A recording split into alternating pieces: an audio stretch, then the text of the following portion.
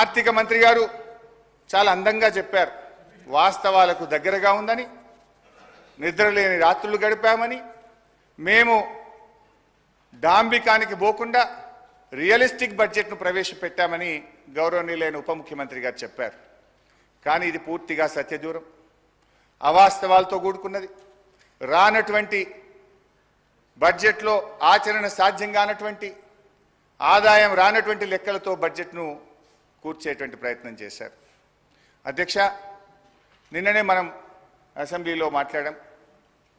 కేంద్ర ప్రభుత్వం మన రాష్ట్రానికి అన్యాయం చేస్తుందని, బడ్జెట్లో ఒక్క రూపాయి ఇవ్వలేదని, ఈ రాష్ట్రానికి జరిగిన అన్యాయం మీద మన తీవ్రమైన నిరసనను కేంద్రానికి తెలుపుతూ అసెంబ్లీలో తీర్మానం చేశాం. భట్టి గారు కూడా ఇదే అసెంబ్లీలో పోయినసారి మాట్లాడారు. ఇది అసెంబ్లీ రికార్డు, దీని నుంచి కూడా చదివి వినిపిస్తాను. అయితే బడ్జెట్లో ఏం పెట్టారు భట్టి గారు? 2023-24 సంవత్సరంలో, అంటే ముగిసిన ఆర్థిక సంవత్సరంలో కేంద్ర ప్రభుత్వం నుంచి మనకు వచ్చినటువంటి గ్రాంటు 9,729 కోట్లు. కానీ బడ్జెట్లో ఎంత పెట్టారు ఈ సంవత్సరం? మీరు 21,635 కోట్లు పెట్టారు. అంటే పోయిన సంవత్సరం ఇచ్చినంత కూడా ఇయ్యలేదని, తెలంగాణకు మొండి చేయి చూపిందని ఇదే సభలో మనం తీర్మానం చేస్తాం. కానీ మీరేమంటారు? 21,636 కోట్లు కేంద్ర ప్రభుత్వం నుంచి వస్తుందని భట్టి గారు ఈ బడ్జెట్లో పెట్టారు. గౌరవనీయులైన భట్టి విక్రమార్క గారు పోయినసారి అసెంబ్లీలో మాట్లాడుతూ ఏమన్నారో ఒక్కసారి చదివి వినిపిస్తాను అధ్యక్ష. మన రాష్ట్రం పేజ్ నంబర్ 19 పారాగ్రాఫ్ 1.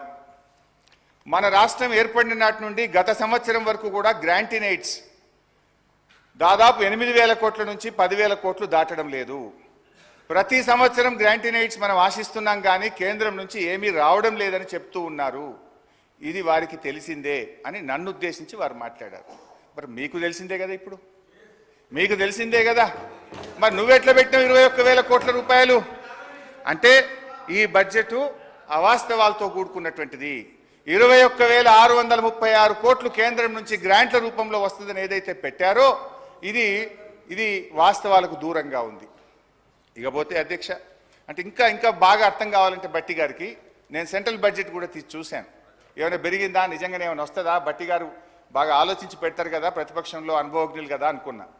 సిఎస్ఎస్ కింద 2023-24 సంవత్సరానికి కేంద్ర ప్రభుత్వం పెట్టింది 4,60,614 కోట్లు. ఈ సంవత్సరం సిఎస్ఎస్ కింద, సెంట్రల్లీ స్పాన్సర్డ్ స్కీమ్స్ కింద రాష్ట్రాలకు ఇచ్చే డబ్బు ఈ సంవత్సరం ఎంత పెట్టారు అని చూశాను. 5,05,978 కోట్లు. అంటే గత సంవత్సరం కంటే 45,000 కోట్లు సిఎస్ఎస్లో ఎక్కువ పెట్టారు. అంటే దేశం మొత్తానికి 28 రాష్ట్రాలు కేంద్రపాలిత ప్రాంతాలకు కలిపి వాళ్ళు పెంచింది 45,000 కోట్లు. కానీ మా గౌరవనీయులైన ఆర్థిక మంత్రి గారు ఒక్క మన రాష్ట్రానికే 12,000 కోట్లు గత సంవత్సరం కంటే అదనంగా వస్తాయని పెట్టారు. ఇది సాధ్యమా అని నేను అడుగుతా ఉన్నా. ఇకపోతే ట్యాక్స్ రెవెన్యూలో చూస్తే అధ్యక్ష, పోయిన సంవత్సరం కంటే ఈసారి 26,383 కోట్లు ట్యాక్స్ రెవెన్యూ ఎక్కువ వస్తుందని వారు బడ్జెట్లో ప్రతిపాదించారు. ఇందులో ఏమంటారు? అసలు వాస్తవానికి ఇంత గ్రోత్ ఒక్కసారి రాదు అధ్యక్ష. ఒకవైపు ఆర్థిక మాంద్యం అంటున్నారు, ఇంకొక వైపు మీ కొన్ని వ్యవహారాల వల్ల రాష్ట్రంలో రియల్ ఎస్టేట్ ఆగమైపోయింది, కుదేలైపోయింది. కానీ నేను I will go in to the details అధ్యక్ష. స్టాంప్స్ అండ్ చెప్తాను భాయ్ సాబ్, యూ షుడ్ హ్యావ్ పేషెన్స్.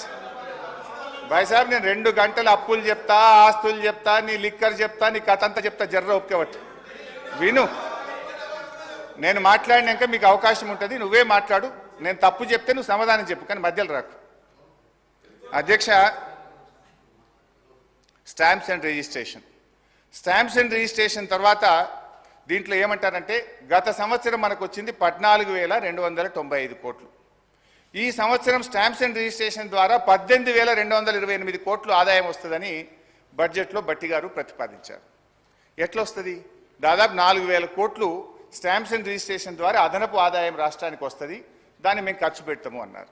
నేను అడుగుతా ఉన్న గౌరవనీయులు భట్టి గారు, ఒకవైపు ఏమో మీరు వచ్చిన తర్వాత గత 8 మాసాలుగా చూస్తే మంత్ ఆన్ మంత్ మనకు స్టాంప్స్ అండ్ రిజిస్ట్రేషన్ ద్వారా వచ్చే ఆదాయం తగ్గుముఖం పట్టింది. ఒకవైపు ఏమో రిజిస్ట్రేషన్లు తగ్గుతూ ఉన్నాయి, రిజిస్ట్రేషన్ ఆదాయం తగ్గుముఖం పడితే ఇంకొక వైపు మీరు 4,000 కోట్లు పెరుగుతుందన్నారు. ఏ రకంగా పెంచుతారు? అంటే మీరు వ్యవసాయ భూములు, రైతుల చేతుల్లో ఉండే వ్యవసాయ భూములకు భూముల ధరలు పెంచుతారా? Registration fee పెంచుతారా? పేద మధ్యతరగతి ప్రజలు కొనుక్కునే అపార్ట్మెంట్ల మీద వాళ్ళ వాల్యూ పెంచుతారా? రిజిస్ట్రేషన్ ఫీజులు పెంచి ప్రజల మీద భారం వేస్తారా? ఏ రకంగా ఈ 4,000 కోట్లు మీరు ఆదాయాన్ని పెంచుతారో ఈ సభకు, ఈ సభ ద్వారా ప్రజలకు స్పష్టత ఇవ్వాలని గౌరవనీయులు భట్టి గారిని కోరుతా ఉన్నా. అధ్యక్ష, ఎక్సైజ్ ఇదైతే సిగ్గుతో